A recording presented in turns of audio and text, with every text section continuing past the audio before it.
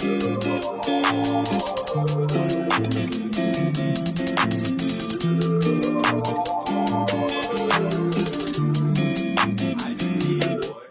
같은 너의 그 입술이 바다 같은 너의 그 입술이 내겐 어떤 별보다 이쁘지. 안녕하세요. 저는 Bella입니다. Hello, hi guys, it's Bella, and today I want to say Happy Liberation Day. Today is a joyous celebration for Korea. It's their Independence Day.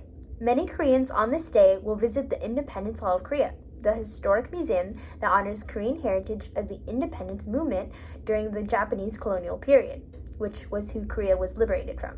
And that's what I'll be talking about today. Gwangbokjeol translates to National Liberation Day, and it means bringing back the light. So, the return of the light after a time of darkness. Many people do not know the history of the Japanese occupation. And to honor those Korean patriots who fought for their independence, I wanted to make a video talking about it. It was a dark time for Korean history because their identity was stripped from them. Korea was occupied by Japan from 1910 to 1945.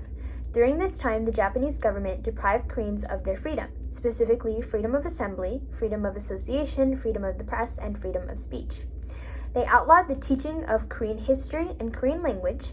They forced Koreans to give up their names and to take on Japanese names, as well as wear Japanese clothes, live in Japanese houses, and worship Japanese shrines. Where did this begin? According to Columbia Law School Center for Korean Legal Studies, following Imperial Japan's victory in the Russo-Japanese War, the Japanese government sought to formalize its sphere of influence over the Korean peninsula. So at this point in history, Korea was politically struggling, while Japan was a superpower in Asia, victorious in their wars against both Russia and China. The passage goes on to say this: however, with the Korean Imperial Palace under occupation by Japanese troops and the Imperial Japanese Army stationed at strategic locations throughout Korea, the Korean side was at a distinct disadvantage in the discussions. So here the two nations were discussing, come be a part of my country, but did Korea really have a choice because the Japanese army is everywhere in their country? The Japan-Korea Treaty of 1905 deprived Korea of its sovereignty and made Korea a protectorate of Imperial Japan. In 1907, another treaty was signed between the Empire of Japan and Empire of Korea that stated Korea would operate under the guidance of the Japanese Resident General. This placed all internal government, administration, positions, and the Korean military into the hands of Japan. According to C.I. Eugene Kim in Japanese Rule in Korea, 1905 to 1910, a case study, this treaty legalized what was already being practiced since the establishment of the Residency General in 1905. This treaty made being Japanese a necessity to be an official in government. 3 years later, in 1910, Japan formally annexed Korea. Korea was now a colony of Japan. The first major independence movement happened on March 1st, 1919, as a Korean Declaration of Independence was read at a rally in Seoul. The March 1st movement is estimated to have had 2 million participants in demonstrations. That same year, Korean patriots and resistance fighters established a Korean provincial government in Shanghai, where they elected Syngman Rhee, who is considered the first president of Korea.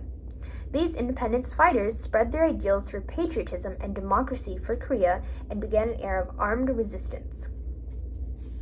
In 1926, Emperor Seongjong died. This was who the Japanese Empire had told the previous emperor to abdicate his throne to, and now he died with no heirs. The last Korean reigning monarch was dead. This death sparked a catalyst for the independence movement. In 1931, Japan imposed military rule, and with the Second Sino-Japanese War and beginning of World War II in 1945, Japan sought to destroy the independence movement of Korea once and for all, and to erase the Korean identity. It was at this time where Korean academic societies were banned, as well as Korean newspapers and speaking Korean. Korean men were drafted into the Japanese army, and an estimated 200,000 young women were stolen from their homes and taken to be comfort women slaves to Japanese soldiers. World War II changed many things for Japan. They no longer were a continental superpower. The Allied forces were much stronger than them, and in fact, the Korean Restoration Army fought alongside the Allies in China. As World War II came to a close, finally, after 35 years of Japanese rule, on August 15, 1945, the Empire of Japan surrendered. Korea was independent at last. But wait, remember when I said Liberation Day is even celebrated by North Korea? That was because in 1945, they still were one Korea. The Allied forces didn't share the same plans for the Korean Peninsula's future, but I'll get to that in my next video, the Korean War. I will leave you with this, which is something a Korean monk told me. When the resistance fighters were in hiding, they had a Japanese flag, and from it, they made the Korean flag, Taegukgi. She said, you can make a Korean flag from a Japanese flag, but you can't make a Japanese flag from a Korean flag. The message is this: Korea would never again be ruled by Japan. They had gained their independence, and they planned to keep it.